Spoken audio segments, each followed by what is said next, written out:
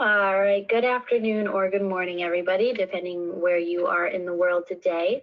Wanted to thank you all for joining us for the Optimal Practice for Handwriting Mastery webinar, presented to you by Elizabeth Haughton and Terry Harris. Thank you guys so much for doing this for us today.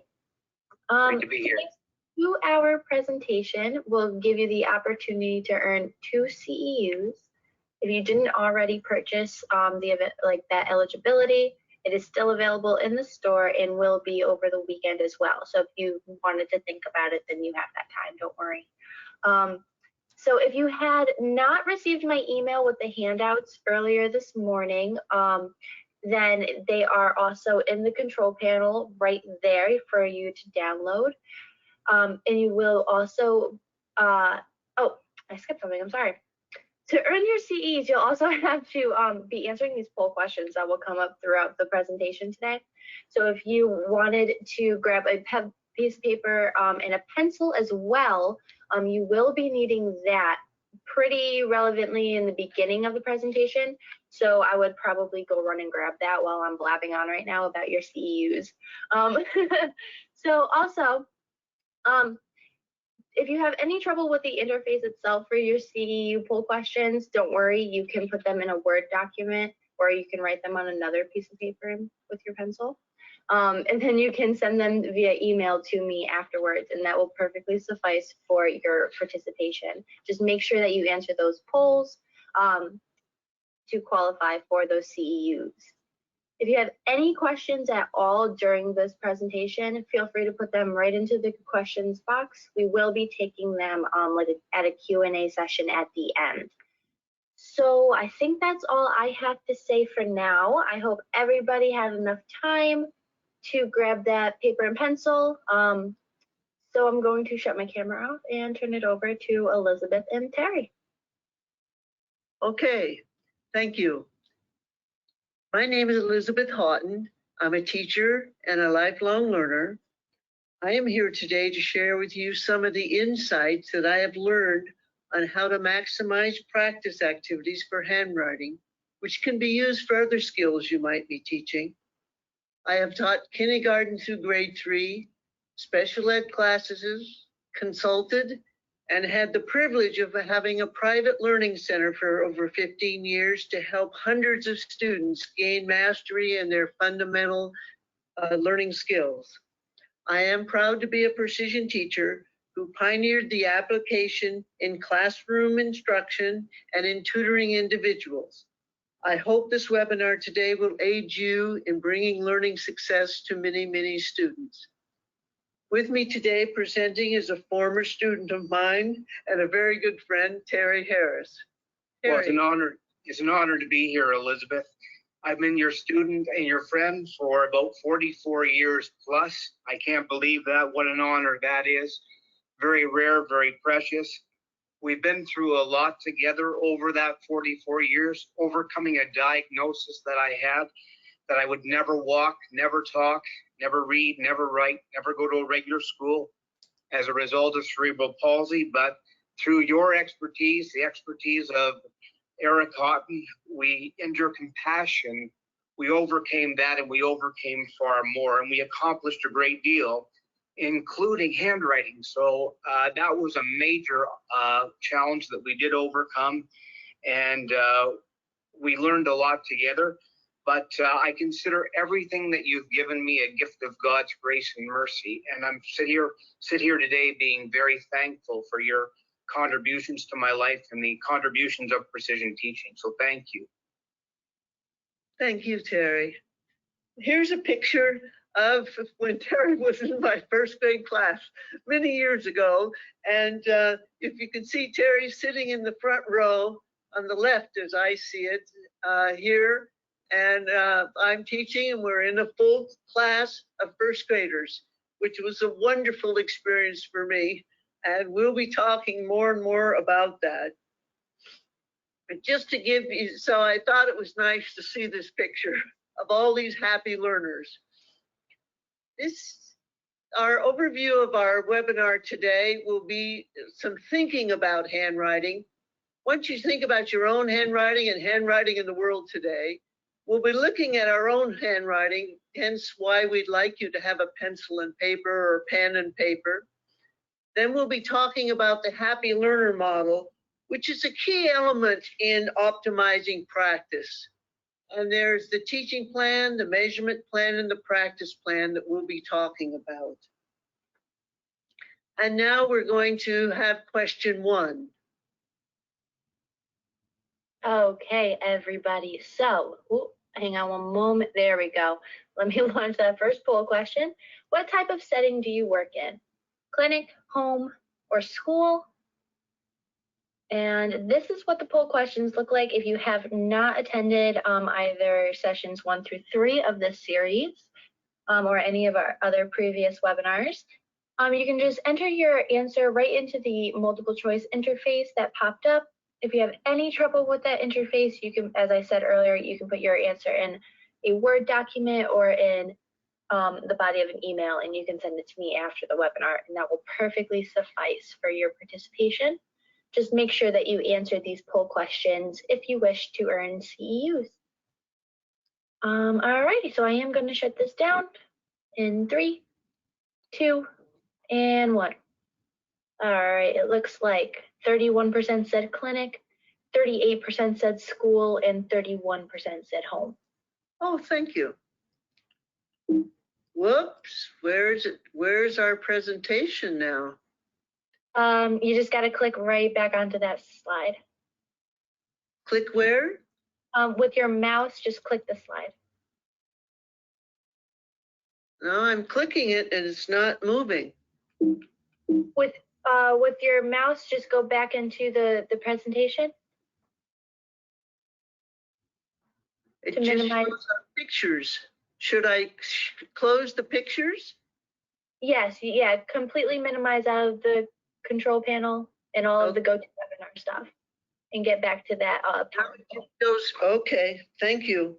Of course. Oh, now it's not advancing. I'm so sorry. So I still see that your icons are still on the bottom of the screen. So yeah. If you click on the PowerPoint icon. Yes, thank you. Yeah, that should. That's good? Oh, good. So does handwriting matter? This is a question, you know, that all of us are asking with what's going on in the schools. And so there's a few other questions too that we can ask ourselves. Of course, is handwriting useful in everyday life? What's happening with handwriting instruction and practice in schools today? What does research say? Well, actually, I was kind of amazed when I was looking up the research about it, that it has to do with eye movement, with coarse fine motor skills, and they're relating it to reading more and more, which is interesting to me. Is handwriting necessary to be a functioning member of our society? So these are just a few questions. And the last most important, if we think handwriting is important and we should have it, how do we nurture a desire to practice? Terry, you have any questions you want to think about with this? Well, I use handwriting today, so it's very interesting to see what role handwriting plays in the grand scheme of things. But I use it and I find it very useful. So I'll be interested to hear what other people say. Yes. So these questions are really quite amazing. And Terry, Terry and I interviewed a bunch of people since we're doing the webinar on handwriting. So Terry, tell us what you found from people you talked to. Well, I did a very small sample of about 10 people, ages 25 to 70, and these were primarily my work colleagues. They're all Canadian, male and female, all had learned cursive in school for short periods of time, maybe a couple of grades between grades 3 and 6, all use a mixture of printing and writing today. And often when they write or print, depends on whether the printed letter matches the cursive writing letter. So if it resembles it, they'll use it. If not, they'll just resort to printing. Some people reported being punished for writing improperly when they were learning. A man in his 50s described being punished by the teacher. for connecting all the letters in one sentence. You know how you connect the letters for cursive in a word? He connected all the letters in one sentence, and the teacher gave him trouble for that, and he, as a result, he wasn't too enthusiastic about learning. He uses a hybrid of printing and writing today. Another person in their 70s was told by a teacher to go home and practice page after page of cursive letters, but her father had a rule about homework and how long it should take, believing that most learning should happen in the classroom. So she didn't practice as much as she would have liked, but she does a combination of printing and writing today. And practice methods varied according to people. Tracing or copying letters. No time or fluency element was used. A woman in her 40s reported feeling discouraged about that because she couldn't trace very well. And a 25-year-old female reported learning handwriting in grade 4 for a few months until it was canceled from the curriculum. So she uses a combination of almost cursive and almost writing. And she says both of it none of it very legible, she says. Almost cursive, almost writing. And then one female in her 40s reported using cursive for grocery lists and everyday items. She also said she will write out an email before she sends it if it's a very volatile email. So she's like angry or upset with somebody, she will first write out the message and then email it. I guess as a way of circumventing the emotions or dealing with the emotions. So that's what I was able to find out from our end. Oh, good. Thank you, Terry. You're welcome. I talked to some students and parents and teachers, and the students, said they had a lot of writing to do in school, a lot of math to do, and that, their handwriting wasn't very neat, and what they didn't finish in class, they had to do at home. Parents really complained about the slowness, and even though the kids could use keyboarding or computers now, that they're slow at using the keyboarding, which is another issue that we could have a whole seminar on. And the teachers, well, I know this is true. There's so much to cover, so much curriculum. It's difficult to find time to practice. So that's a commitment we have to make too. If we want to have good handwriting, like any fine motor, even gross motor, sports, music, whatever, we're going to have to find time to practice. So let's now take a look at our own performance. We're going to look at our performance, each of us, in terms of readability, also the pace we write. But the biggest thing is how you feel about your writing, how you know that if you can apply it or not, and how you could write a letter to your friend or send a card. So here's my writing that I did. You're going to be doing, I did printing, and I printed it 81 letters a minute. Here you see 81 letters and punctuation. And then when I did cursive, which I tend to go to a lot, I did 98 letters per minute. So we're going to be looking at your writing, but let's take a look at Terry. Terry, you want to comment on your writing? Yeah, it was the first time in a long time that I timed myself in writing. So I was maybe a little disappointed in my writing speed, but I thought it should be up around maybe 100, but not too bad for a first try in a long time. No, it was an interesting discovery, and as you can see, that was just a one-off timing. I didn't warm up or anything, so it looks pretty legible to me. But I think if I practice more, I could do better. Yeah, well, your cursive is within the range, though, Terry. It's good. So we're going to be doing a screening of what we call see-write copy. You're going to see something and you're going to be copying it. Like this sentence is part of it. This sentence happens to have every letter of the alphabet in it. And that's why we often use it with students, because we can see what they do with each letter. But we're going to do a timing, and Terry's going to be timing us, and he'll be telling us when to begin. When we do timings, we always use ready, please begin. We want our students to be relaxed. If their pencil breaks or anything, they get frustrated, they can stop. In my class, when I did timings, the kids could go to the back and retime if they wanted to. So you have to be careful with time. That's what I want to stress here. That when you're timing students, it's a softness about it that's really important. So if you have your paper and pencil handy, we're going to show you, this is what you're going to be writing. The numbers at the end, you do not have to write 29, 63, 90. Those are just the count of letters and punctuation. So when you finish your timing, you can count up. Also, if you get to the end and you're over 116, just start again at the beginning. So Terry, could you time us now, please? Okay, ready? Please begin.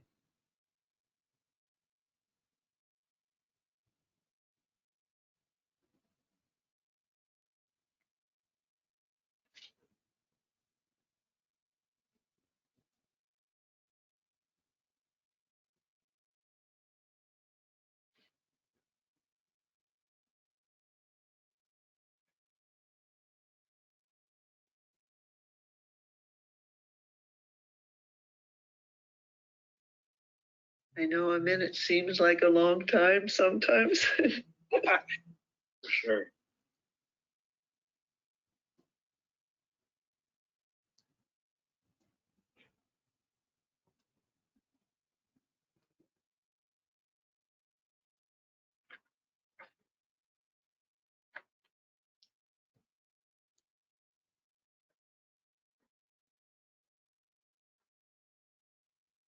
Okay, thank you. Thank you. Yep. Okay, you can stop now and count, and the counts at the end of the line are just to help you count up. So count up your number of letters and punctuation that you did. You will have an idea. You will also know how it feels. I'll go to this slide. I'll come back to that in case you need it, but count up each letter. If you want to, you can circle a neat word that you liked. Think about your handwriting. And the most important thing is most of you who will be comfortable will have an aim between 120 and 80 letters per minute. That's where most people who like their handwriting and apply their handwriting and don't put a lot of effort to it perform. So let's just go back in case you needed this to check the number of letters. This is so important. To know our own performance as teachers is really important too. It isn't a number. That's what I hope you understand by this mastery aim, that it's 120 to 80, anywhere within there, usually a person performs. So that's a very important level. Not too high, not too slow, but just in the middle and feeling good. Okay, I think we've given you time to do that. What we're going to do now is have an experience. I'll never forget when I first did this myself, but we're going to write with our non-preferred hand. Now you're going to go, oh my goodness, I can't do that. Well, you'll be surprised what you can do with your non-preferred hand. And we're going to look at the readability, your pace, and how you feel about it. And just to show you mine, whoops, I got to go one more. This is my non-preferred hand. I wrote 26 letters a minute. If you'd asked me if I wanted to write a story, I would tell you never. If you wanted me to do my math, I might refuse to do it. So a lot of times behavioral issues are caused by the output that students have. It's difficult for them. So do your best, try to relax. If you get so frustrated, stop.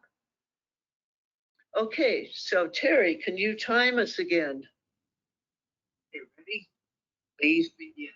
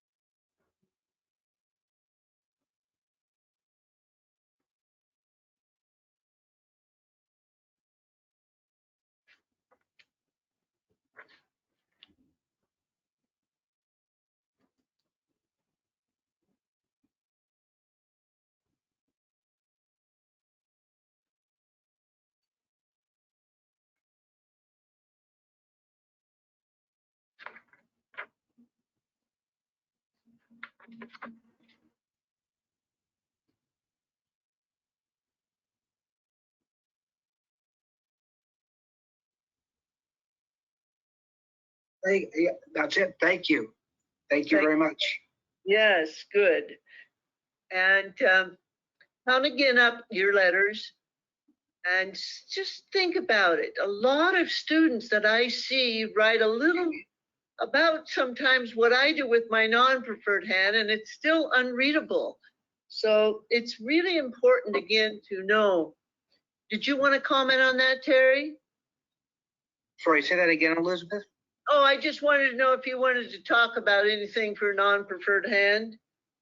Well, that's very difficult to do for me. I'm right side dominant, so I didn't even try this this time. I should try it. I should try it again though. But using the left hand, I can sympathize with people that are frustrated with it because you know, it would be something that I'd have to practice maybe over several weeks or months to get really proficient. Yeah.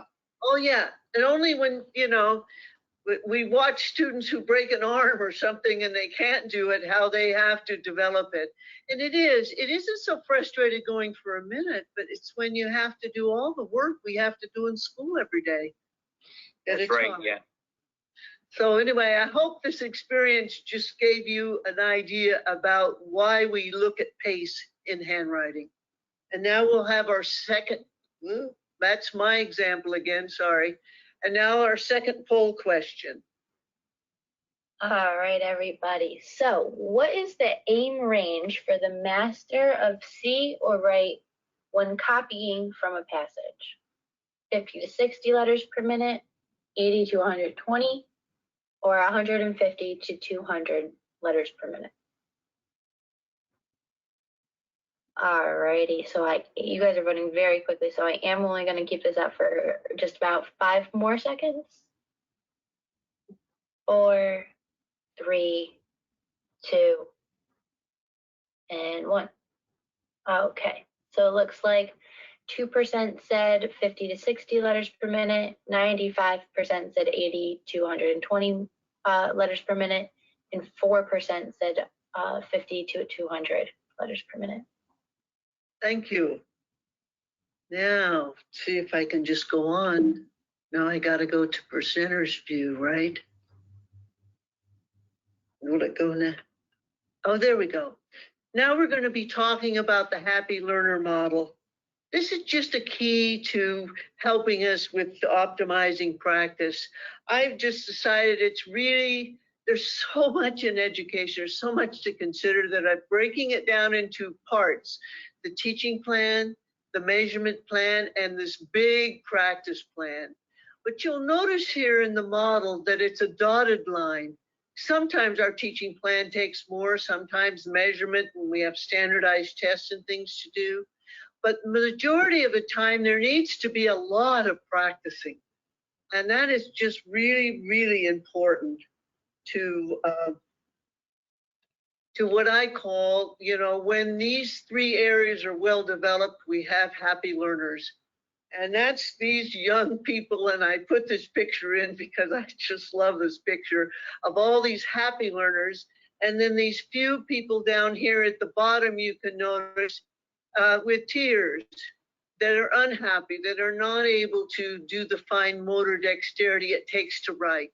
And we need to change that. And one of the big things that changes that is, and I'm kind of getting ahead of myself in the practice plan here, but achievable chunks. Giving a student the amount that they can do. Not writing the whole alphabet, just learning their name or the first letter of their name. What's achievable for them? That's what I really learned from Terry Harris. What could Terry do that was achievable, that I could help him accomplish and feel good about and want to embrace the work he was doing? So it's really, really important. And we'll be talking a lot about achievable chunks. Terry, anything you want to say about that right now? Well, there's a lot I could say, but achievable chunks was the biggest thing I learned from handwriting, and I applied it to every other area of life. Like everything that I ever did, from driving a car to skiing to radio broadcasting to doing up buttons on my shirt. Everything that you would think is 3 steps was 25 steps for me. And achievable chunks was the key thing that I learned from handwriting that I applied everywhere else. So you'll hear a lot about achievable chunks, and that's one thing I hope you'll take away from this webinar. It's so important. Anyway, now we're going to look at the happy learner, and we're going to look at the teaching plan. What are the aspects that we develop in the teaching plan? And one of the big steps is what we call the skills overview. I just love having a skills overview when I'm talking to parents, because parents usually are really wanting the application skills. They want their student to write, their child to write stories, to do their math facts, and to do things. And so we break that down into basic skills, which most teachers understand basic skills, but we've taken now the basic skills and broken it down into foundation skills, because when parents see some of the students doing foundation skills, as long as they know that I have the basic and application skills together, they seem to be very supportive of what I'm doing, because they know that I'm breaking it down and I have a plan, and that I do realize that I want their student to be able to apply the skills. So here's an overview, and this is in your handout, of the application skills as we have over here on the right, and then the basic skills, and then what I consider most important in the foundation skills. These are skills and breakdown that a lot of students that have fine motor difficulties and can't really accomplish and get their application need to go back to. Also, it's an area that students like. They like doing these marks because they can accomplish them, and it gives them the dexterity that they need. And sometimes you'll see at the bottom of foundation, we need to go back to fine motor skills or to gross motor. And if you've been watching these series, you saw Jonathan Amy and Rochelle Yike presenting on some gross motor skills, which is really, really important too.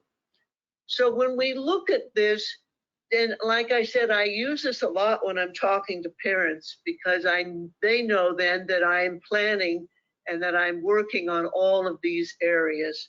So let's just take a little, let's put this is a balance.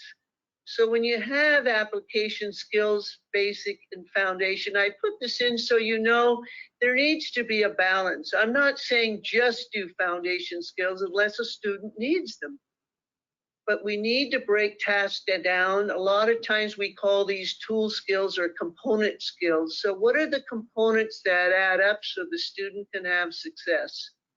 So I do like my balance skill, keeping it in balance. So here is the foundation skills basically that we work on, and that's pencil position, which we'll be talking about, and pencil control. And we do a lot of making straight and curved marks as our goal. But underneath it, we're practicing coloring, dot to dots, doodling, and more things that we'll be talking about today. It's really important. But let's take a quick look at pencil holding, because pencil holding is quite the deal. And it was in my day, and a lot of people I talked to, it ended up being kind of punitive for them in school.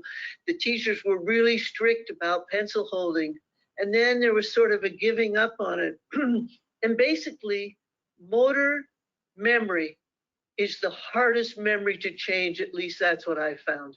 It is so hard because they're so used to just picking up their pencil automatically and having a problem.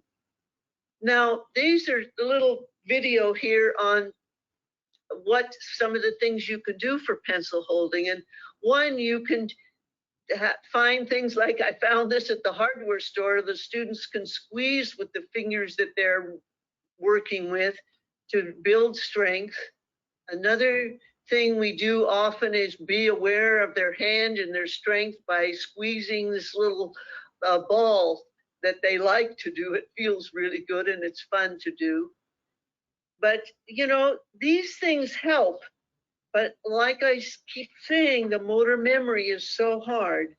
This is what I found to be the most useful is, and you'll see in this little video, I'm dotting where the pencil goes. This is what I did in my first grade class so that the students can pick up and self-correct. Now, I know you're probably thinking of all the hundreds of pencil grips out there, and I own most of them. I keep buying all the new ones. The problem with those is that the student doesn't have that on every pencil they use, and so they use it when it's on the pencil, but it doesn't seem to always carry over where this self-correcting, marking their hand. I am so proud that when I taught kindergarten and used this marking, the parents marked after conference time and they found out what we were doing. They would send the kids to school with the 3 pinchers and resting posts marked on their hand. And that can really help too. Terry, did you have anything to say about pencil holding? Well, at one point in my life, that was a real struggle. I think I did use pencil grips, but you make a good point in saying they're not on every pen or pencil. So I think this is a fabulous idea. And I don't know whether I implemented the markings or not, but it sounds like a great idea to use. And but it took me a long time to use a spoon and do that fine motor stuff. So I kind of practiced the old-fashioned way. But I like the idea of marking out on the pencil, you know, where to place your hand, because you can self-correct a lot better. And I recall having difficulty with it, but that's one of the things that we kind of persevered through. Yes. And I think I can grip fairly well now, I believe so.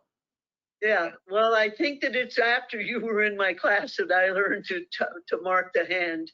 So students loved it. They could self-correct and felt proud of themselves. Thank you, Terry. Great strategy, yeah. Yep. Anyway, another one of the foundation skills that's so important is making straight marks. You'll see some of this, but you'll be surprised how many students enjoy making straight marks and, of course, curve marks. A lot of these lead into cursive, but even if you aren't doing cursive, these are wonderful marks to do for pencil control. And the students like them. You'll see as we go through today and see a couple videos. I'll show you a student now, just a sample. This is a student that did what we call leelies, these L-E-E-L-E loops. And he did 100 a minute, and I said, gee, fine, could you circle a good one? And he said, oh, I think I can be neater. So he said, can I do it over? Words I love to hear. So I said, certainly you can do it again. So he did it again, and he went down to 80 per minute, but notice he circled one and he felt good. And I thought, wow, they look good. The next day he came in and he did 85 and circled one. What I really got a kick out of the next day when he came in for tutoring, he did 90 per minute and he circled them all. He said, they're all neat now, aren't they? I said, you're right. So students like doing these, and they can really change what they're doing. So it doesn't mean that everyone needs to do these. It's just if they need more control. And now we're having our third question. All righty. Sorry, I apologize. My mouse got stuck for a second. All right. So what skill level is the most important to practice until mastery? Foundation skills, basic skills, or application skills?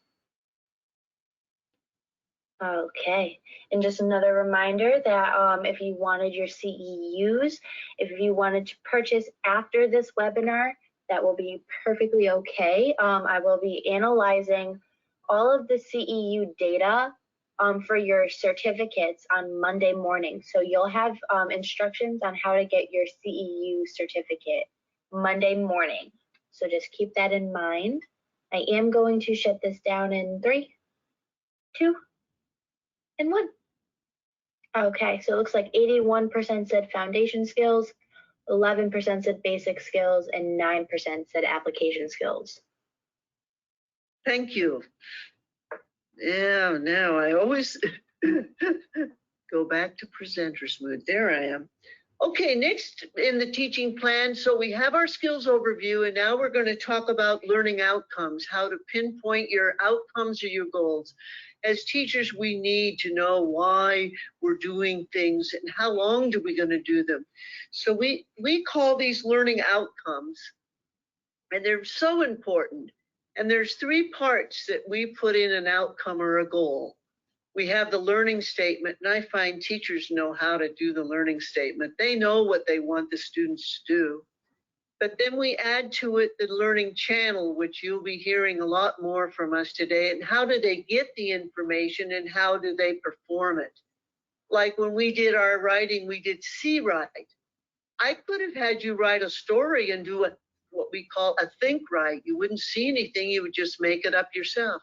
Or if we're doing spelling, we would do a hear write. You would hear what you're supposed to write and write it down. So that's what the learning channel is. It's a very wonderful thing to have learning channels. And the last thing down there is we do have an aim. And mostly we describe this in frequency of response. We want to have them be correct, but we want them to also have a certain pace. Not too slow, not too fast that it's not legible, but what's the range of performance? And that's our aim. And that's really important. And let's just take a little more look at it, what aims are all about. And we'll hear more about this, but the performance level we want is something so there'll be retention of the skill, endurance when using the skill, and of course applying the skill. And in the beginning, at least in precision teaching, we used to say we were aimless because we didn't know what the aims were. But now we know many levels of performance. Again, we want accuracy. We want a frequency that's not too slow or too fast. It's a range of performance. And so that's really important. And Terry, you want to add anything about aims? Well, they're extremely important for me. I mean, I think you got me to the point where I was setting my own aims in some ways, because some of the students had input on that. But it just feels really good to have something achievable, like the lilies or like the bird's nests we did. And when I first met you, I didn't have a whole lot of confidence as a learner.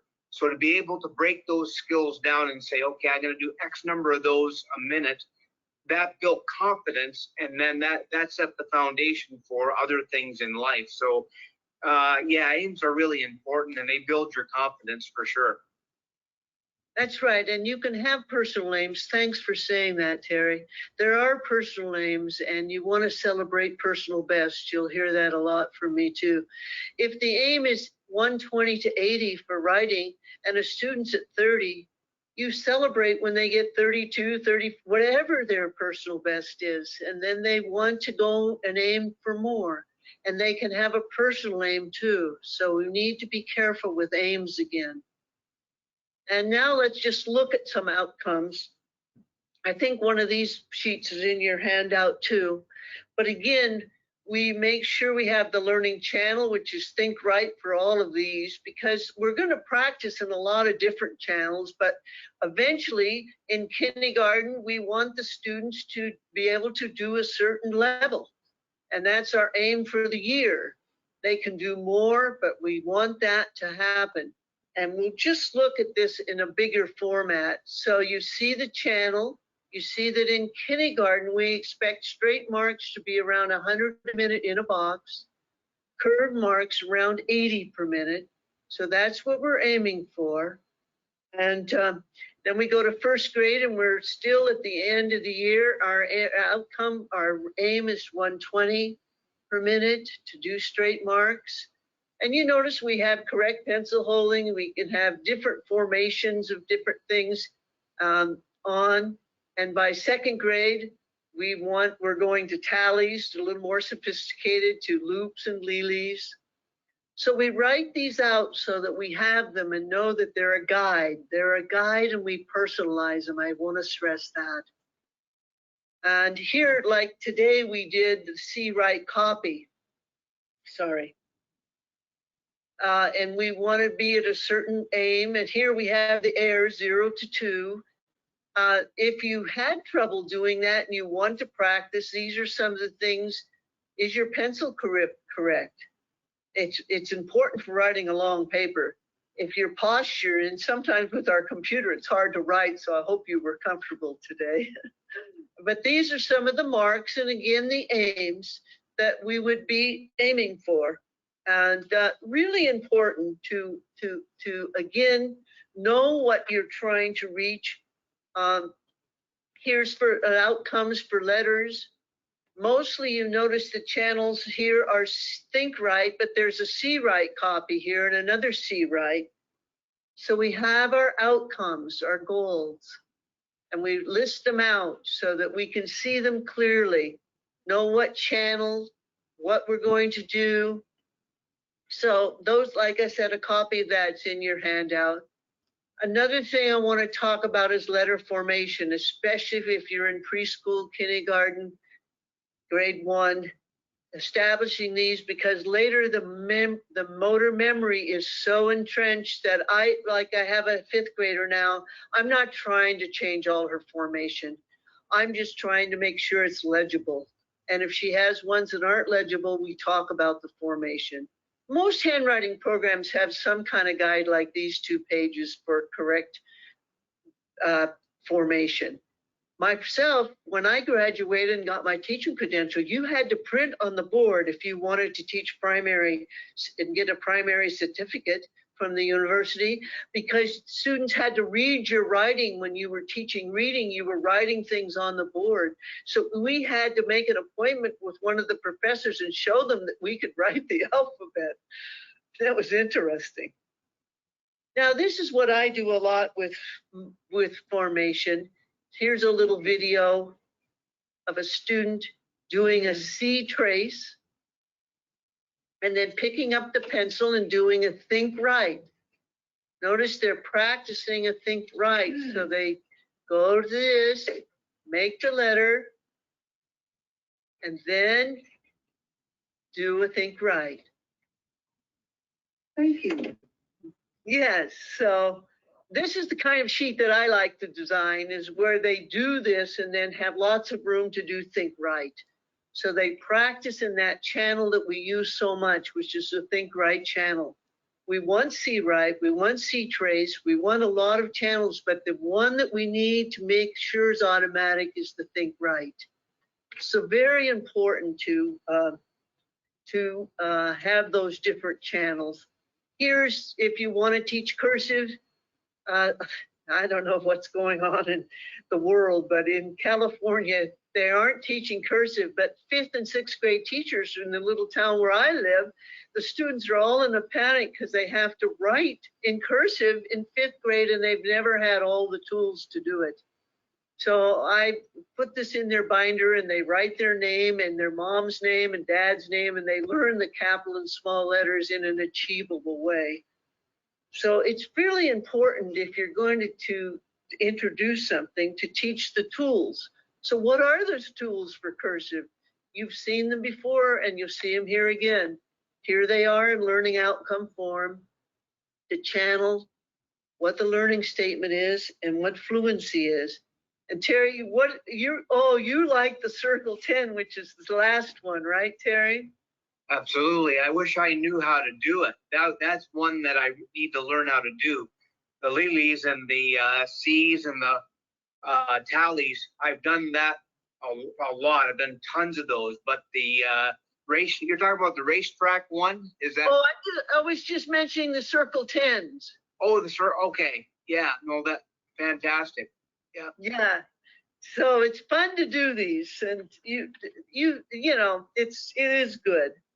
I think we used to call those bird's nests, did we not? Were they bird's nests before? You're right. We did call them bird nests, and we went both ways. I got confused on the terminology a bit, but I know what you mean. Yeah, that's great.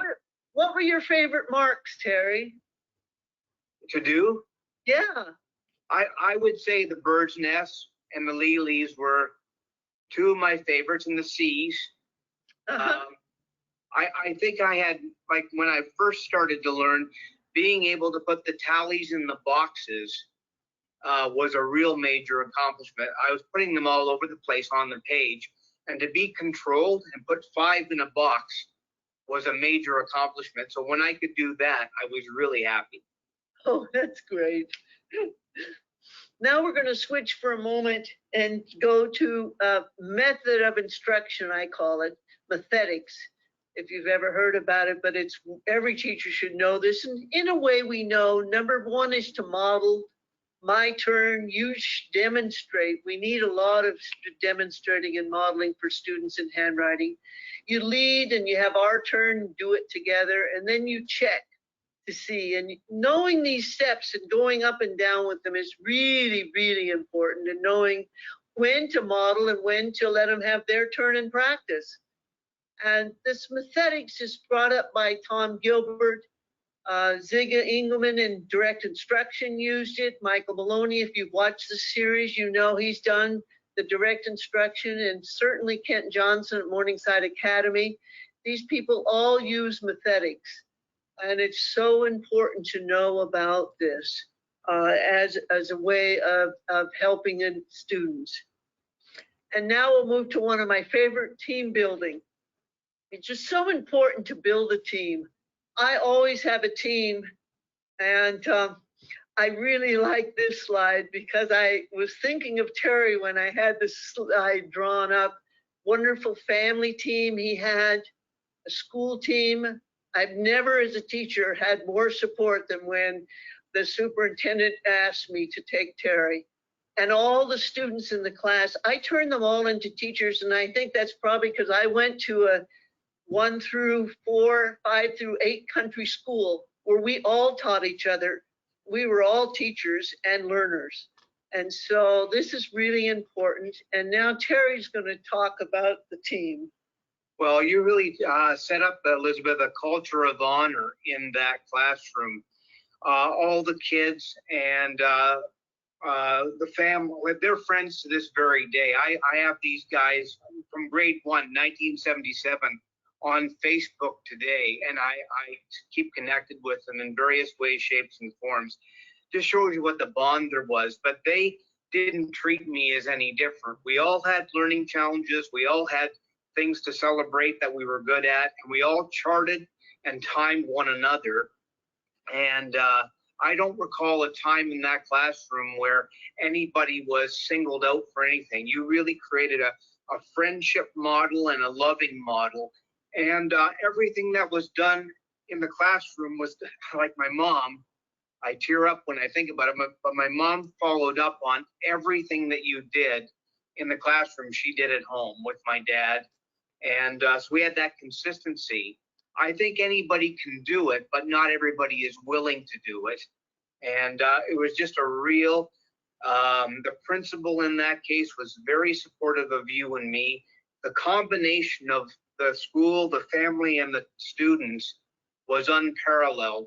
I'm so blessed to have the support that I did. I think anybody could do it, but you have to be willing to do it, and you have to be able to pay the price to do it. And I wouldn't be where I am today without it. So I'm very grateful for this team. And, it continues to be this very day. I'm very well supported, and I'm blessed. Oh, thank you, Terry. And now we're going to see a video that's really special. Okay, as we continue our discussion on optimal practice for handwriting mastery, joining me now is a very special guest.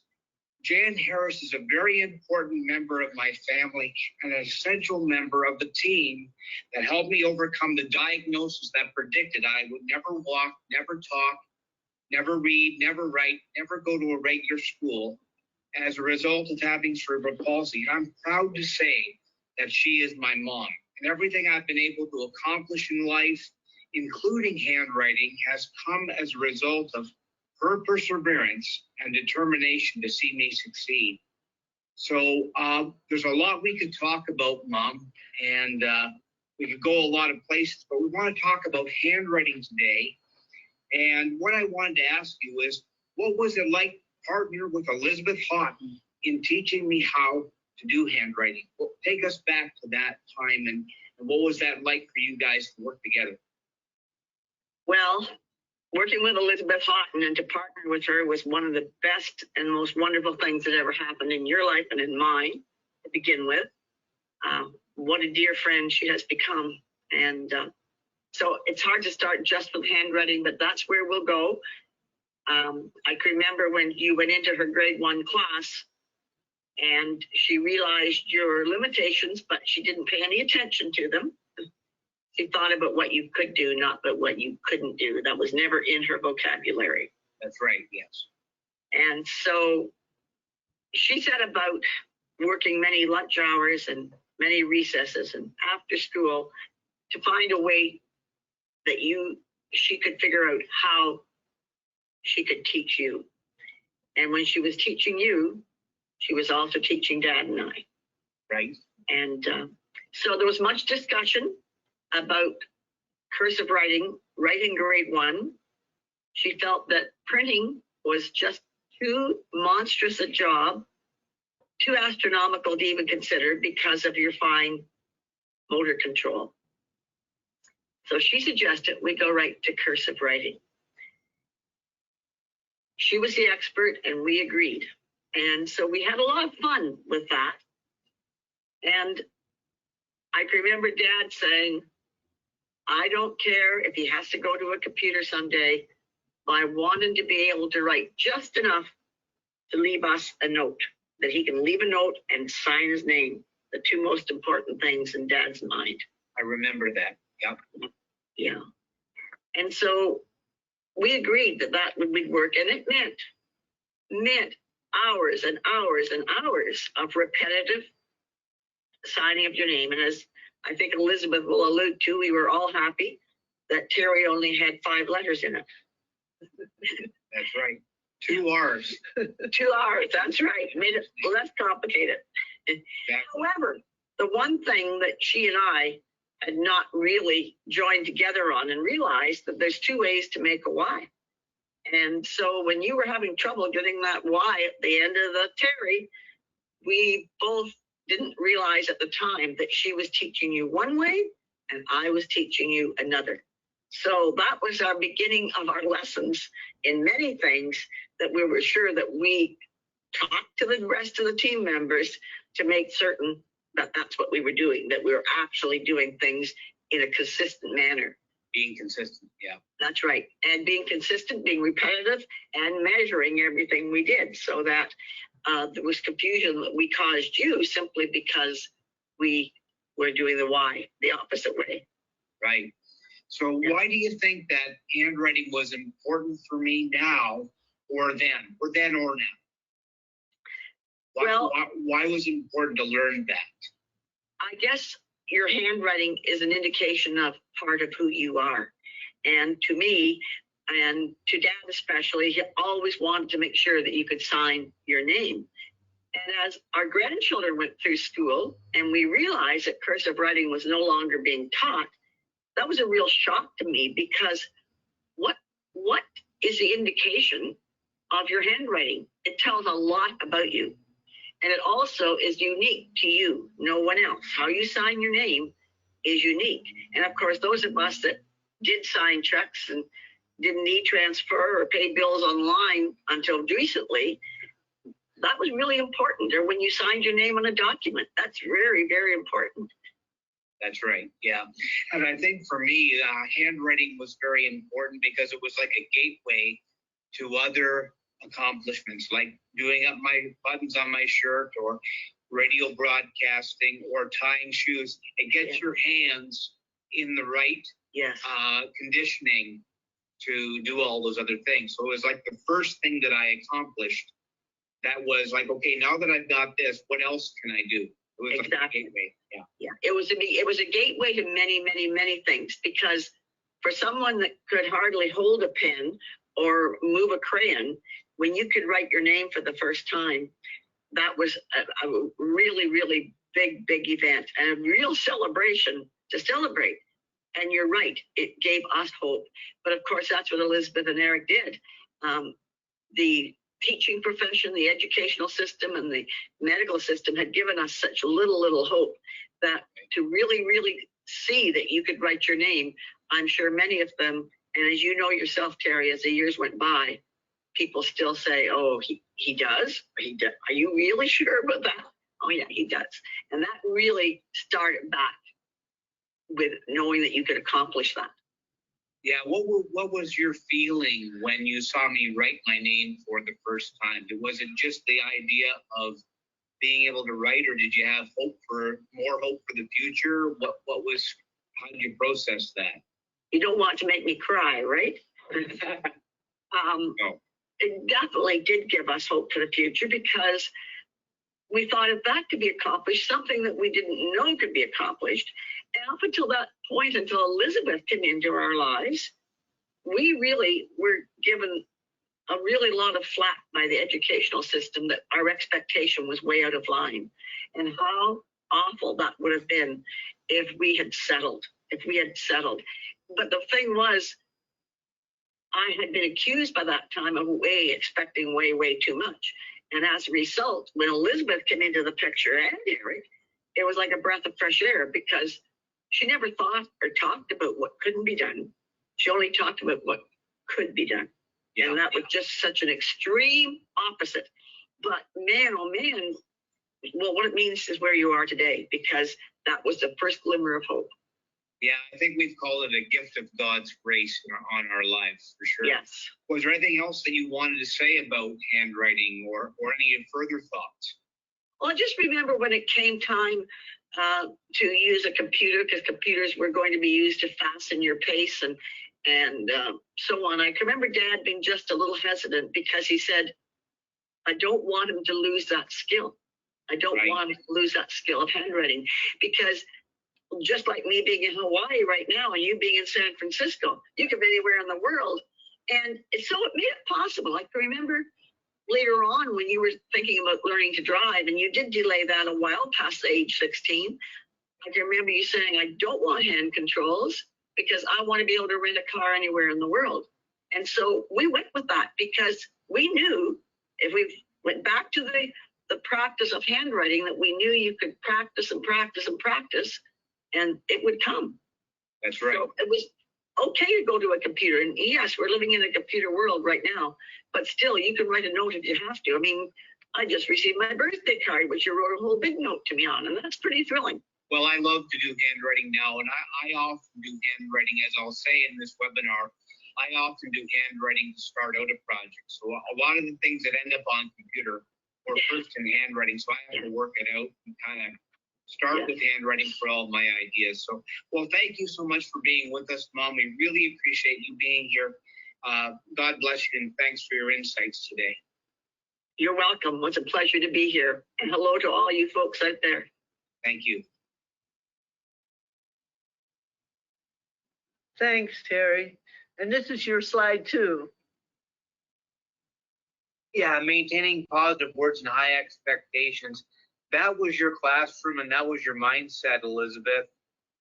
We need a community of support, and you provided that. It's a culture of honor that you are willing to give all your students, whether it's at the Learning Center or Queen Victoria School. And, I'll always be grateful for that. I've learned so much from you about positive expectations, not putting a lid on things. You can't measure can't. That was a very important concept that we've learned. We've got to talk about what people can do, not what they can't do. You have no momentum from looking at what people can't do, and we certainly can't let what they can't do get in the way of what they can. But it takes observation skills. It takes being positive. It takes relentless optimism, and a system of measurement that will, you have the heart and you have the measurement side, and you need both. If you don't have both, you're going to lose out somewhere. And I think you brought both the heart and the science to this whole thing. And that's what made the difference for me. Oh, thanks, Terry. I just want to show this letter that Terry wrote to me during a transitional time of my life when I was leaving Canada. But the most important thing is thanking me for recognizing his abilities and helping him put them into action. when we're talking about this today, I just want to let you know, this was a lot of hours of practice, but was it worth it? It certainly was worth it. Every day after school, I just the other day was adding it up. It's 150 minutes after school that we spent to individually help him, let alone time in class with the classmates and other people that were helping us. So it's a lot of time, but it made a lot of things possible. And that's what's so exciting. And I also want to tell a little story here that when Terry was going off to university, he came to the Haughton Learning Center in Napa, California to spend some time in the summer. And he told me, I don't want to have a note taker following me around at university. And I remember in my heart, I thought, Terry, you can write already. What more can we do? But he wanted to practice. So we set up a practice program, and within 6 weeks, he was writing even so much better. He was measuring his marks and his letters, and he got up so that he was over 80 letters a minute and made the idea that he didn't need a note taker for every subject. So again, practice, setting the aim, setting the goals, and being willing to practice is just so important. Thank you for doing that video with your mom, Terry. I really appreciate it. My pleasure. My pleasure. Yeah. Another thing I want to talk about here quickly is the supportive environment. We really need, I just want to give a couple examples. This is Terry writing on the board here, holding himself with his hand. So I noticed that he could write really better when he was standing up. So I wanted to show this picture. I needed to find a way he could get a desk to stand up, but the principal said there's no extra desk in the school. But I talked to some of the upper grade teachers, and one of them was willing to give up a desk. So you can see Terry has a desk that he can sit down, and then he has a desk to stand up. And with all the students writing, he would choose to stand up or sit down anytime he wanted. And it made a difference for his writing. So supporting a student for what they need is really important, and paying attention to that. And Terry, could you talk to us about master encouragers? I really like this. Well, we can all be master encouragers. They walk us through our challenges with us, offering their time, talent, skills, and expertise, attitude of love and compassion, and anybody can be a master encourager with the proper attitude. I've had tons of them, but you need at least one in your life. You need to be a master encourager to somebody else. Somebody else needs to be a master encourager to you and come alongside. It's this whole idea of coming alongside. I created this definition, but I learned it from you, Elizabeth. And I just think it's really important that when we build relationship with people, we're not just, measuring outcomes and, talking about what we can accomplish with them, but we're actually helping them reach their potential and become all that they can be. And that's what it means to be a master encourager. And as I said, I've been blessed with many of them, and anybody can do it if they put their mind to it and their heart to it. It's about a heart and it's about an attitude. And then, I just love this definition as well. And I'm so glad that I've had so many people in my life fulfilling this role. And it's informed on my decisions to, in my work, with prisoners and stuff, people that live on the margins. And I work in the prison system, and they really need master encouragers. And so I'm glad that I have this model for me so that I can show it to others. And I think master encouragement is probably the most important concept I have in my life. Oh, thank you, Terry. Thank you. I learned so much from Terry too. From the start, starting with what he could do. I saw when he couldn't move his hands stable, he could take a paintbrush and stay making a straight line down. So I said, oh, good. And then I made these plasticine trays where he could stick a popsicle stick in and keep his arm steady. And just watching, your observation skills have to be so tuned in to what the student can do and encouraging them. It's just so important. And always starting, like Terry said, it's hard to stay in the boxes. So start on blank paper, then move to boxes of different size, and finally go to line paper. again, making sure they're successful. Another thing, and I won't dwell too much on this, but the relationships with students, I start all my assessments with this sheet, which is a sheet where the students learn, do they like something, it's okay, or they don't like it. Some of the students call the middle one ho-hum. I like it, ho-hum, I don't like it. I ask them about school, reading, math, recess, science, lunch at school. I ask them a lot of questions. I don't question them, I just let them mark their feelings. This changes the whole feeling when they come in not knowing me, that I care about their feelings. And this particular student for handwriting marked a ho-hum. So I do know that when I work with them in math, they put a ho-hum too, that I'm going to definitely be careful that I use achievable chunks and not overload them in something that they don't like. They kind of diagnose themselves when they tell me about their strengths and needs. It's very, very interesting to me to use this with students. Now on to a very important part of our happy learner model, and that's the measurement plan, the feedback and learning that students do. And we're going to move a little quicker here, so hope that we can cover everything. There's a lot of challenges when you have a measurement plan, and you need to be a learner. This is so important. As a teacher, be a learner and have a team. It takes a team. I've always worked with a team of people, and it makes a real difference. And why do we need a measurement plan anyway? Well, it started for me back when I started teaching grade 1 in 1965. Retention was the big issue for me.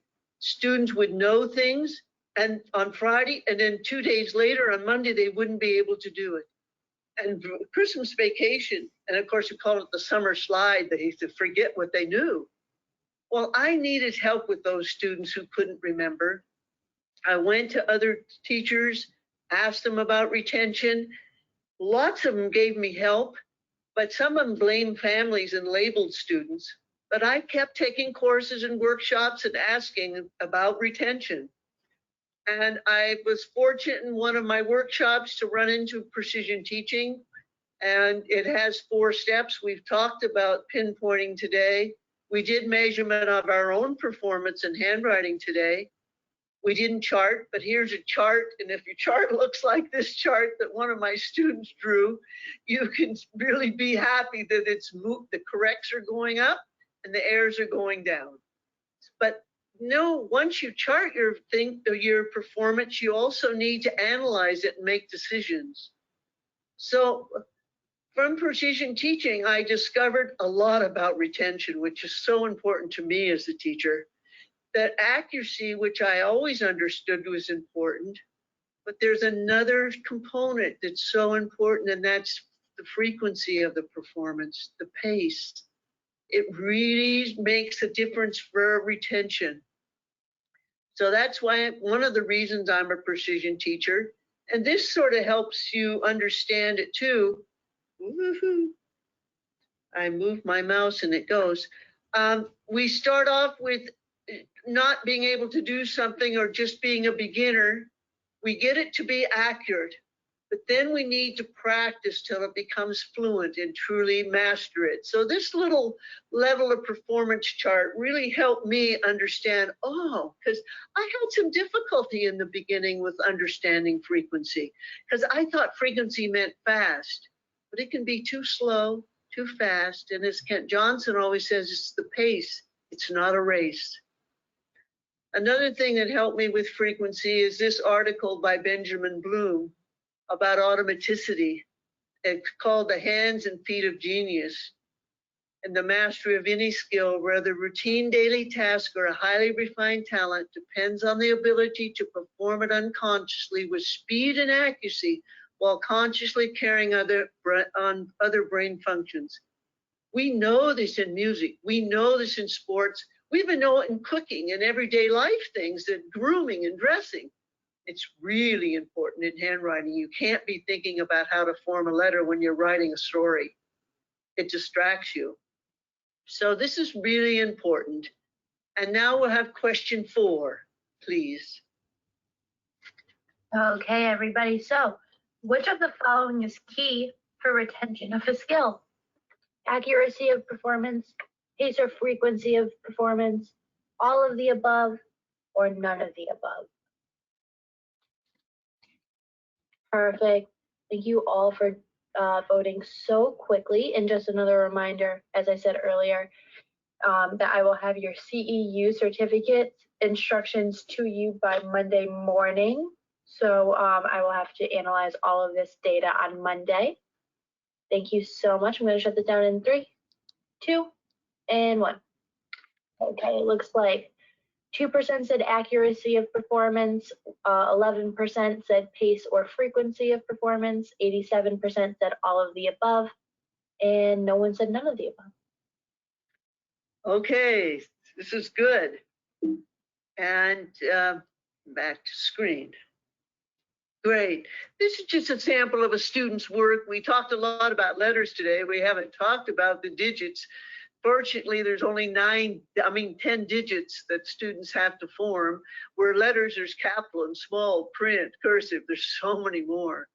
But anyway, a student did 110 digits in a minute, and I had them circle their neat writing and one they wanted to improve, and they had wanted to improve their 9s. So you can see over here at the side, they're working on just their 9s and then doing some foundation skills of tallies.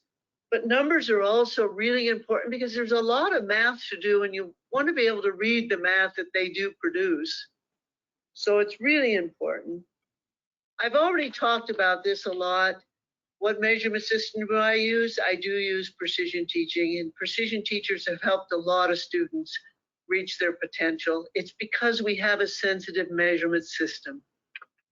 Really important. I'm going to show you a couple charts here. This is what precision teaching looks like. We have a student here is in 1st grade doing his marks. His aim is 60 per minute. He's going right on up. We change it and do 2 marks. He goes right on up to 100, which is his aim. And then he changes to curve marks. When you see he's going up here nicely and he flattens out a little bit, so we go, oh, what's going on? And so I talked to him and he said, I just want to do 1. I said, fine, which one are you going to do, the C or the circle? Just the circle.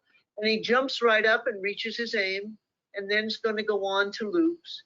The other thing in precision teaching, we write all kinds of notes like what he's practicing at home and that he's working on pens. We use the chart to make all kinds of notes.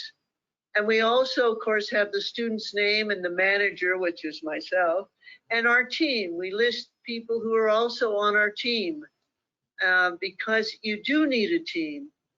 Another thing we can do in precision teaching is what we call a collection. When I had a whole class of kindergarten, I just couldn't manage to get individual charts for everyone. So I did a collection, and you can see September, October, November, December. I'm just watching that the class is moving up, and that 8 of the students have made their aim, and they're now doing 2 marks in a box. So sometimes we chart collections. And, yeah, okay, I can do that. And here's Terry's monthly chart from when he started with me. You can see once he could make a mark, we could get the marks, and then over time we kept straight. And this is over the years. So we have daily, weekly, and monthly and yearly charts that we use that are really helpful in making decisions. There's no use charting and having data if you're not going to use it to make decisions. Terry, talk to us a bit about this. Well, I believe that, Elizabeth, you were armed with a method that had the power to unlock my potential. See, a lot of people, like my mom referenced before, the medical system, the education system, they were saying a lot of things that, would indicate that we had no hope. But you were armed with a method that actually had the power to unlock my potential. And my parents were willing, but if they didn't have that method, they wouldn't have done anything. So as much as we did. So data collection, charting, practice, especially practice, perseverance, you have all those things in combination with a method that works, and great things can happen. Thank you, Terry. And what I really like to always say is, please don't explain the child away or the learner away. Find a way, look what they can do, build their strengths, and measure them if you have a system to do it in some way. Also, I'd like to before we leave this section, thank these two gentlemen, Aug Lindsley and Eric Haughton. These men gave their career to bring measurement to special education in the beginning and regular education. So I really want to thank them, because when I went to their workshop and heard what they had to say, I said, this is tough for me to learn, but I'm going to learn it because it can bring hope to a lot of children and families. And I want to know if all the work we're doing is making a difference. So I want to really thank them for doing that. And now we're going to talk more about practice. We've been talking about practice all along, but now we're going to focus on it a bit more. It's a big part of the happy learner, and it's a big chance to have fun. The practice plan is the key to learning success, really. And can remember that practice can be timed or untimed. When I had a class, I did a lot less time practice than when I do tutoring with students individually. Really important in your practice plan to do the channels. We talked about that. And with from Jonathan Amy and Shelley Yike, we came up with the term channel wrapping, just having fun with channels. It's very good. Be sure if you practice a lot that you have goals and aims and clear expectations, like in music and sports. We need it in education and in practicing skills. And for sure to honor the learner and recognize their personal best. Doesn't matter what the long-term goal is, are you working toward it? We work a lot on personal best, and the students really want to do, and it really helps in the class too. It doesn't matter who's the top and who's the lowest. Are you improving and learning? Having a personal best for all the students is really important. And then, of course, I've said it again and I'll say it again, have fun with practice. So if we want to do all this practice, how do you nurture a desire to practice? We've talked about achievable chunks. That's the big one that Terry's talked about and I've talked about. It's really important. Practicing those foundation skills until they're fluent, and the personal aim, personal best, and the channel wrapping. Those are really the key to unlocking this. And I just want to spend a moment on multisensory or learning channels that are just multi-sensory input output again. So getting a handle on these and sort of thinking all the time, oh, am I doing, right now I'm doing a lot of think say, but once in a while I look at the screen and I do a see say. See how it switches. So you can do a lot of different channels, and see write, copying, hear write is mainly used for spelling, but you can dictate sentences too. See trace, which I always say you follow up with the think right. Think right is the channel used the most. I like this think say right. We'll see an example of that pretty soon, but they're saying, like when they're making a letter, an A, for example, around and down. So they say what they're doing, bringing another channel in. Sometimes Aug Lindsley talked about it as it's a sequence of channels. And it's really important to know about channels. Now we're doing question 5, please. Oh, okay, everybody. So, which channel is most frequently used in applications of handwriting in everyday life? See right, hear right, or think right? Thank you for voting so quickly. I am only going to leave this up for about 3, 2, and 1. Okay. So it looks like 29% said see right, 2% said hear right, and 69% said think right. Good, thank you. Okay. Oh. I think I did this right.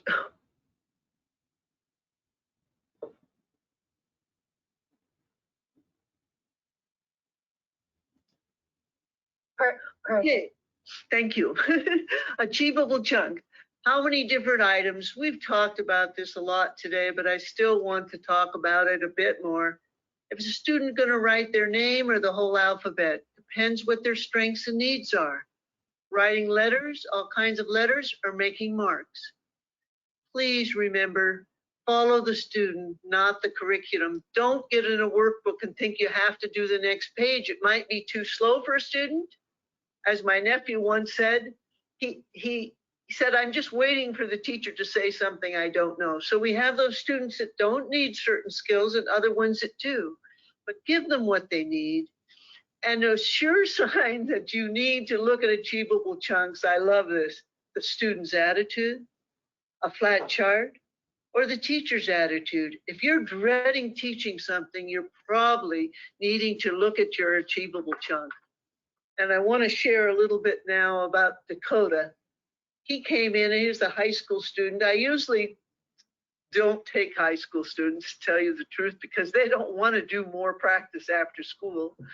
But his mother assured me he really wanted to come. And so I said, fine, he can come. Here is his writing when he came in to write a story.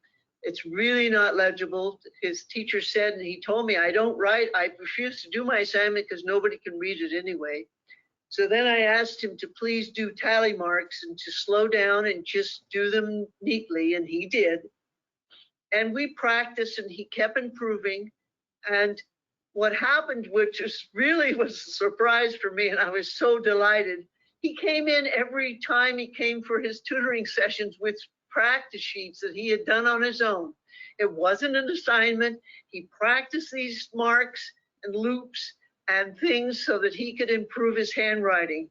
Whatever we did, he went home and practiced. I was just so amazed. And it really turned out to be an interesting case of him improving his handwriting, and I was so delighted. And his mother was so pleased. Now let's look at my 5-year-old niece, Aubrey. Here she is. If you notice up here at the top with her numbers, she does have a few reversals still in her 7 and her 9. But when I had her do marks and things, we were at a family gathering, and I just thought, I'll just have her do some things.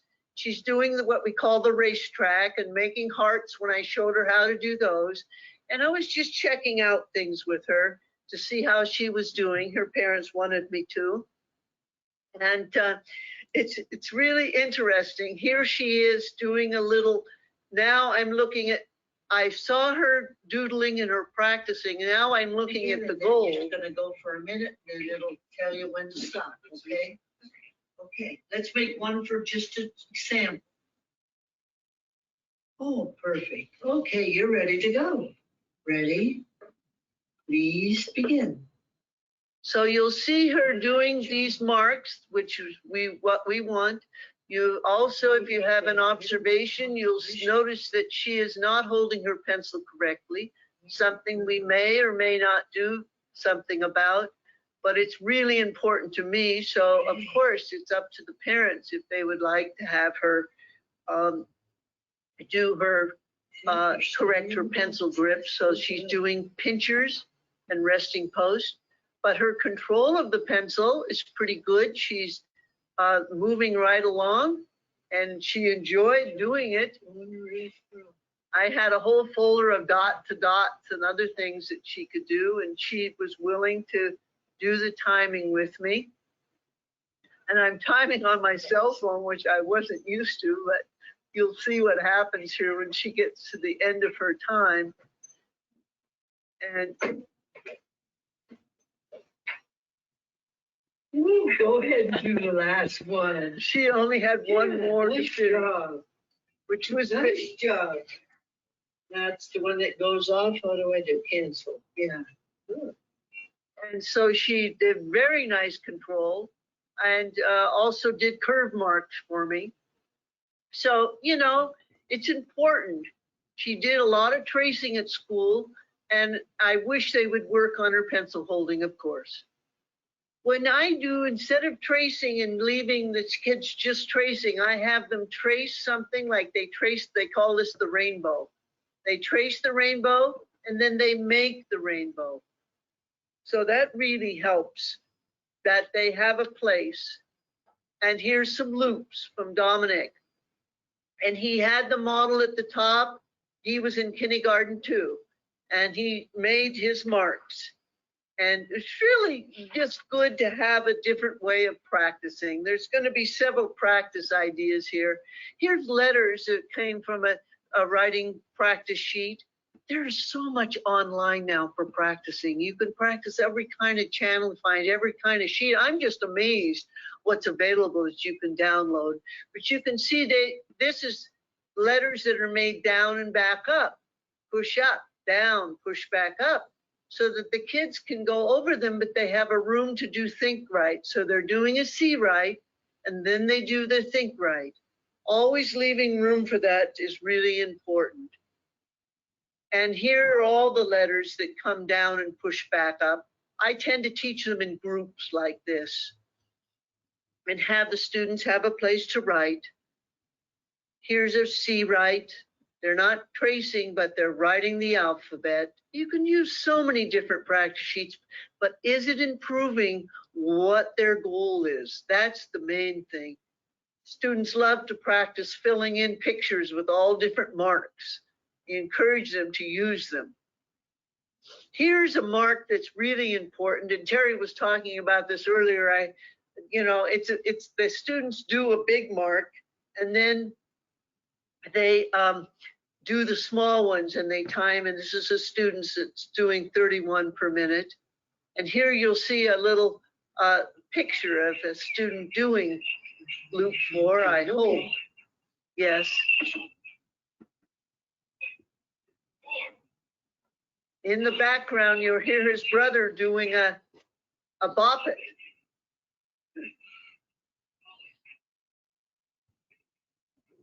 Doesn't distract him at all. He can, and you notice he switches directions. So when you practice racetracks or loop 4s, it's good to switch and do it both ways.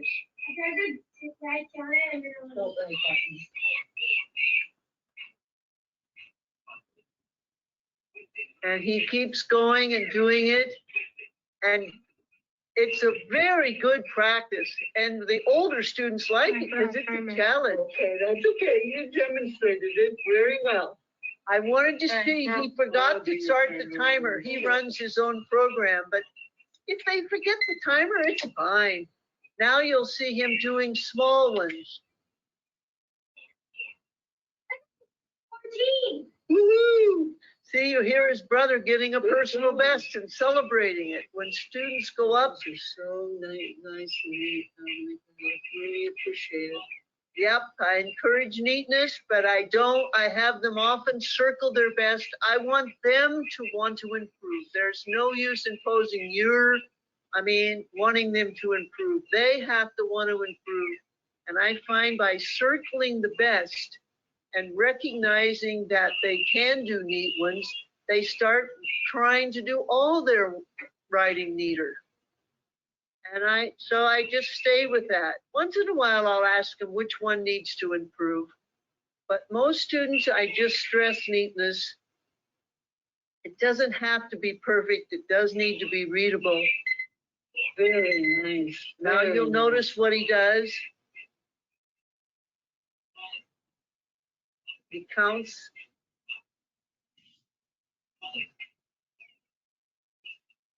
How many? 22. He's recording those on his sheet. Listen now. Try it again. Oh, yeah.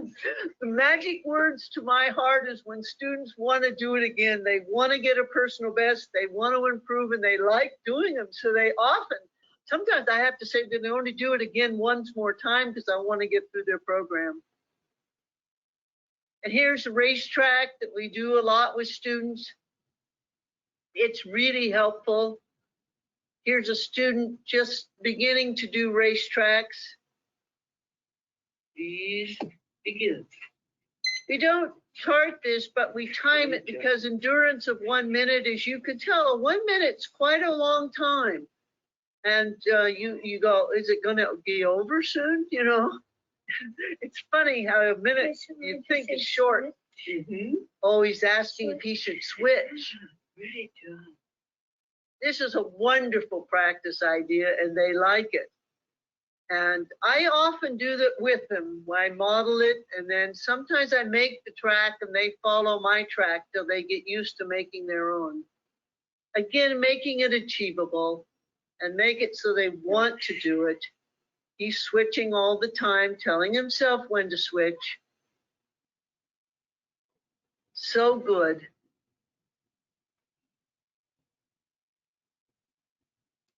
And keep encouraging them to write and keep control of that pencil. Thank you. Very nice. Now put your happy faces right in there. We encourage them to leave a space. Yeah. Put the little happy face in. There. Very nice. Nice job. Thank you. Okay. Here's a few other practice ideas. Art is so important. So I have a bunch of sheets I've developed where they break down so they can look at what the different steps are and then make their own. Here's where they make fives with these little poems. And then when I had first grade and kindergarten, we did a lot of these down around with the line at the top so that they don't make their fives look like an S. We teach down, around with the line at the top to make our number 5. And we write in the air a lot with primary students so that they write in the air and then make it on their paper. And they like writing in the air and saying this little poem as they go along. So another practice idea. There's a lot of students that need a lot more than just handwriting to go back to drawing and coloring and manipulating with clay and playing. And Terry, what are some of, you remembered, you told me something that you did. Were you doing the pennies? Yeah, we did pennies in a jar where I put pennies in a jar. I picked them up, pour the jar out, put pennies back in. Getting that left hand going was really important. Plasticine, as you mentioned, was another thing that I did. Painting, I think I painted a sunrise or a sunset or something in your classroom, or maybe it was a orange, I'm trying to think, an orange lion or something like that, but different painting that I did. Yeah, I think that was primarily it. I remember doing the coins, picking up the coins, and Legos, tossing Legos into a big, like a plastic bowl of some kind. Like I would toss them in, and we would time that for accuracy. And I think myself and another child, Peter Walkley, I think was his name, and we both would fire in Legos into a bowl and time that. That was to help with dexterity and accuracy and stuff. Great, thank you, Terry. There are just so many things. Go ahead. No, okay. Another thing that if you're in precision teaching or working in fine motor, you might hear people talk about the big 6+6, which Mary Kovacs and Eric Haughton developed for students who had severe motor problems, just reaching, like giving a high five, reaching with your hand, or pointing, point to the ceiling, point to the floor, point to a cup, point to a glass, point to the flower, point to something red. So reaching and pointing, touching, like touching a sandpaper letter and doing things, pull, push, which a lot of cars do, shake. These are just motor movements that are important. Some of the examples of how to do those, I think, are here. Exploring, exploring with toys. A bunch of us on our team went to a hardware store once. We told the manager and the clerks what we were doing, but we just hunted through the store to find manipulative things. We found some really interesting things that day, but we did let them know why we were in the hardware store, because I thought they'd be wondering what we were doing. And anyway, putting things in containers and bottle caps, twisting, you can measure these things too. Squeezing a bottle And the kids like them, and they learn a lot of dexterity, and it really pays off in their writing. And here was one little video I just took recently that I wanted to show too. This is Dominic writing his name in cursive. He does a wonderful job. He's learning to write his name and other names and letters in cursive. Notice how smooth. But I left this. I pressed. Oh. He didn't do the timer the right way. He forgot to clear it, but it doesn't matter. If you have a time when you don't time, and then so I said to him, let's just go to our next timing.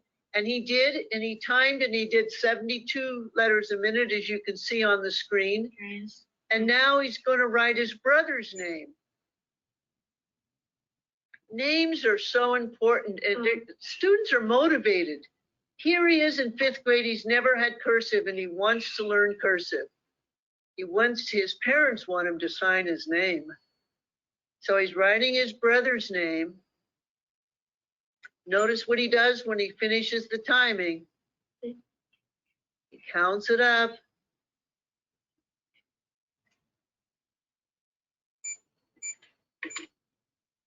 I'm 42 on Mason's. Okay, so that's one you can practice later if you want, eh? Yeah, he sees where he is, where he's fluent and doing much better, and where he needs to practice. So this is what happens when you do these things. It just turns out to be so unique and different, and really makes a difference for students, again, to have their aim and to know what they can do. Now, question 6. Okay. We're almost getting there, folks. All right, so which section was the most helpful? The teaching plan, measurement plan, or the practice plan? Oh, wow, you guys are voting very, very quickly. Thank you so much. It may be Friday afternoon, but you guys are here and you are paying attention. Oh, thank you. All righty, I am going to shut this down in 3, 2, and 1. Okay, so it looks like 20% said teaching plan, 18% said measurement plan, and 62% said practice plan. Okay, good. Thank you. Okay. Thank you, everyone, for responding so quickly. Appreciate it. Just in our, there we go. How to ensure optimal practice. I'm just reviewing these one last time. I know you've heard them a lot of times, but repetition is what it's all about. When I'm working, I screen to determine strengths and needs. I can't tell you how important it is to look at the student's strengths. That's certainly what I did with Terry. What could Terry do? Terry could do a lot. He knew 19 of his letters. He could verbally be clear. I could teach him to read in 1st grade. I could teach him to do his math orally. I could do a lot. But I also wanted to develop his writing, because for him to go through school and not be able to write was just not going to happen, because, you know, you need a right output. So look at their strengths and build them. Establish rapport with the learner instructor. Terry's talked about that a lot. And so I love my students. Each one of them, I see their beauty, and I appreciate it. Some of that I have to admit, and thank my own mother. She was a great teacher, and get taught patience and appreciation. Follow the learner, for they know best. The learner knows best, or the child knows best, is a saying in precision teaching, and it's so true. Always to practice achievable chunks, which includes both frequency and accuracy. Remember that we're looking at both. It's not one without the other. And provide continuous measurement if you can. Look at the feedback and make decisions on it. It motivates the learner. Take time to celebrate personal best. Don't get caught up in where they have to be at the end of the year or where you need them to be. Celebrate where they are and their improvements, and they'll keep learning for you, I can guarantee you. and encourage learners to take responsibility for their practice, like Dakota did, and like you saw when Dominic wanted to do it over again. Teach them that they can make the decision about it too. It's really important. And and Terry, I'm sure you too, thank everyone. And Absolutely. Thank you very much for being here. be a team. And we'd like to take questions now. Oh, in your handout, there's where to contact us if you have questions. And there's also information about the printing and cursive units that the Haughton Learning Center provides. And then we'll come to questions. And all right, everybody. Happy Friday, and thank you all for attending today. Elizabeth and Terry, thank you so much Elizabeth, thank you so much for doing the presentation with us and being here with us today. Okay, everybody. So if you have any questions, please feel free to put them in the questions box right now. As I said during the presentation, I'll be analyzing all of that CE data and poll data on Monday, and you'll have the email for your instructions on how to get your certificate by lunchtime. But yeah, we'll be doing the Q&A now. If you stayed up until this point, you do still qualify for your CEUs as you did meet your CE hours. So you could go if you wish for another appointment. However, if you wanted to stay for a Q&A, then feel free. Alrighty, so let's see. Looks like there's a quick question. I see the tendency in schools for older kids with intellectual disabilities to teach only to print a couple of words like their name and address, but they're not learning to write most of the letters and words. Could you please express your opinion on this? well, I certainly feel it's a shame not to teach children to write. You could see that with Terry. I still feel that way. I know we use the computer a lot. I use it, and I'm glad to be having good keyboarding skills too. But it's a matter of practice. So there needs to be the team. The student needs to want to practice at home too sometimes. But I think if we set the expectation, set the goal, know to honor their personal best, that we can teach. Well, Terry is like, once I taught Terry, I've had the privilege of not being afraid to teach anyone, including a medical doctor who came to me for learning, because I know to break it down and what is the need and how do I look at the strengths and the needs. And I think we're doing a disservice not to teach handwriting. And the research is coming out clearly about that as far as it's related to reading and other skills. So I do support teaching them to write, taking the time, getting the family committed and the student and the teacher committed to doing it. So I hope that's helpful. All right, thank you. Okay, so how long is a traditional handwriting teaching session? Oh, well, usually when I taught a whole class, it was 20 minutes a day we had for handwriting. That was in our schedule. But of course, you paid attention to it during other times. But we had 20 minutes a day in kindergarten and in first grade when I taught those two grades. That was really focused. I guess I firmly believe that if K-3 would handle the practice of handwriting, by grade 3, the majority of students would be able to write. But it does take that 20 minutes a day. I know my aunt, who's 97, who has the most beautiful cursive that you could ever imagine. She said they had to do a sheet every day from first grade, because they didn't have kindergarten when she went to school, through third grade. They had to do a sheet every day of writing.